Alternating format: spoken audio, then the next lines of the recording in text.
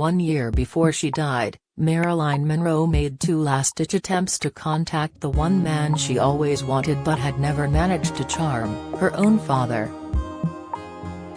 First accompanied by a masseuse, the second time by her publicist, she made the same forlorn journey to the dairy farm owned by former Hollywood boss Charles Stanley Gifford. On both occasions, she was rejected. This week, 60 years ago, the legendary Marilyn was found dead in her bed, aged just 36.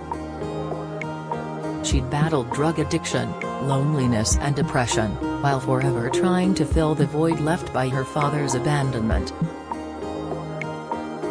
Now the actress' paternal niece believes her aunt could have been saved if only she had been accepted by her dad during those numerous, and increasingly desperate, trips to Hemet, California. Sadly, however, the family failed Marilyn. Insurance agency owner Francine, 76, says, reflecting on it, "I think her life would have been better if my grandfather had done the right thing. She could have had a normal, happy family, and a good support system. I know she had problems, but she was caring and loving and always longed for her father. She wanted to belong. She wasn't an airhead, ditzy blonde. She had smarts about her as her father, my granddad, was very intelligent. Her life might have turned out very differently if he had welcomed her in. And who knows, she might still be with us today." Marilyn was found dead in the bedroom of her home at 12305 5th Helena Drive in Los Angeles in the early hours of August 5, 1962. She was naked aside from a bedsheet and still gripping the telephone with which she had made her last call. A coroner's report later found she had died the previous evening as the result of a probable suicide, having suffered acute barbiturate poisoning. But the finding has always been hotly disputed, with authors and conspiracy theorists claiming she was murdered by the mob, the communists or the CIA following affairs with both President John F. Kennedy and his politician brother Bobby Kennedy. Whatever the truth, Marilyn's passing marked a tragic end to an extraordinary life in which the blonde bombshell revolutionized the 1950s film industry, and created her own production company but struggled with her mental health. And she will be forever known as the star that could have had any man she wanted, except for her father. Born Norma Jean Mortensen in 1926, Marilyn spent most of her childhood in foster care and at an orphanage, and is thought to have been sexually abused by her legal guardian Doc Goddard. Her mother Gladys Monroe came from a poor family and married her first husband, John Baker, 9 years her senior, when she was just 15.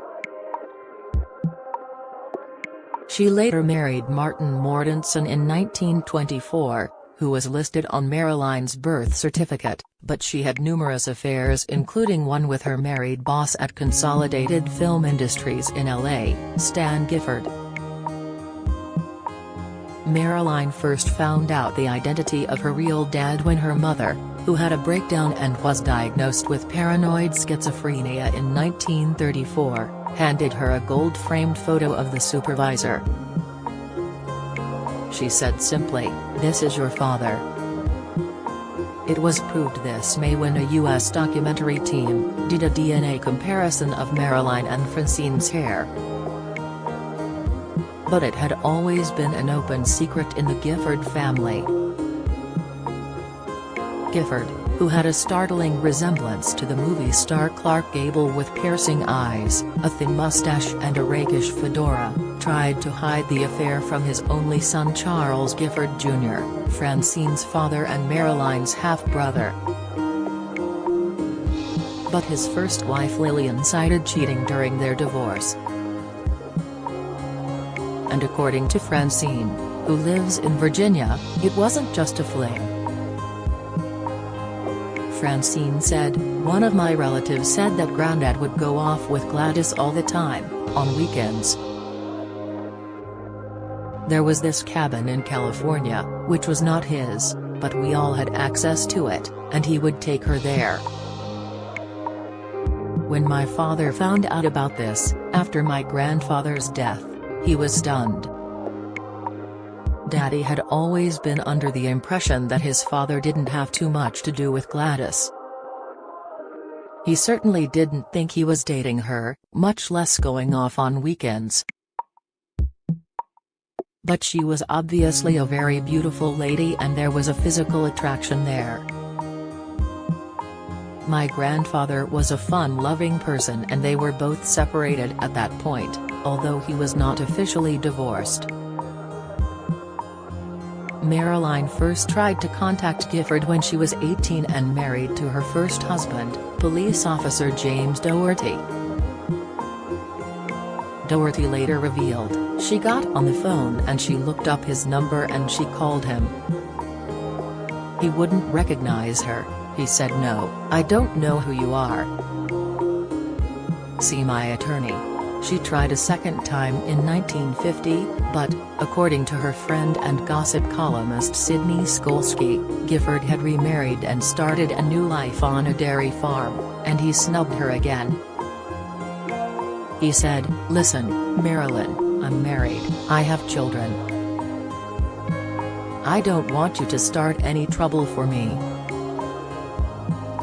Acting coach Natasha Lytas said the star tried to reach her dad from a payphone the same year but was told call Mile Oyer, which broke her heart. Marilyn, whose mother died in 1984, famously sang "My Heart Belongs to Daddy" and even fantasized about seducing him at a bar, according to reports. Her last attempt to make contact was in 1961, by which point she was addicted to alcohol and amphetamines.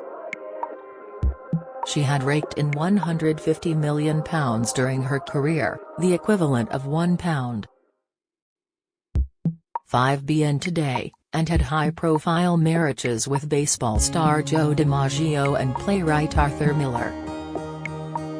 But her behavior was so erratic that movie bosses were scared to book her. Francine agrees with the theory that her aunt died after being given an enema containing barbiturates by someone who was unaware she had taken the same sedative earlier. She said, "We've resolved the mystery of how she came into the world, and who was her dad, but why she left the world is still not known. I feel like it was an accidental overdose." Her grandfather died of a heart attack aged 66 in 1965, just 3 years after his daughter Marilyn. Francine's father, who served in the U.S. Navy, passed away aged 92 in 2015. Mother of 4, Francine first learned the truth from a relative when she was 14, just before Marilyn's death. At first her dad wouldn't speak about his half-sister, but he mellowed as he aged. "When I was a little, he didn't find anything amusing about the subject, but he became more good-natured about it," says Francine. "We always gave him Marilyn Monroe books in a tongue-in-cheek way. He would roll his eyes and smile. My mother Joan thought he really resembled Marilyn and their faces looked very similar, especially the eyes. I don't have delusions that Marilyn and I look similar, but we both have big feet." After her father died, she found a letter to him from her grandfather, saying he had confessed everything to his church minister. Francine believes Gifford would have been fearful of a scandal if he had recognized Marilyn as his own, and was worried about losing his son. He had already lost a daughter to illness when she was an infant. "My belief is that Marilyn's birth was a threat to my grandfather," says Francine, who regrets she wasn't allowed to meet the icon. "My grandmother could have prevented him from seeing my father. He loved my father. He didn't want anything to harm that relationship.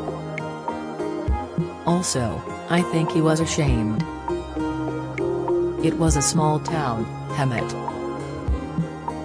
He had started with a lie and he was ashamed of keeping it going so long. But I feel it was a painful blow to lose this second daughter, especially as no reconciliation occurred. And I am sure he would always have been proud of Marilyn, no matter what.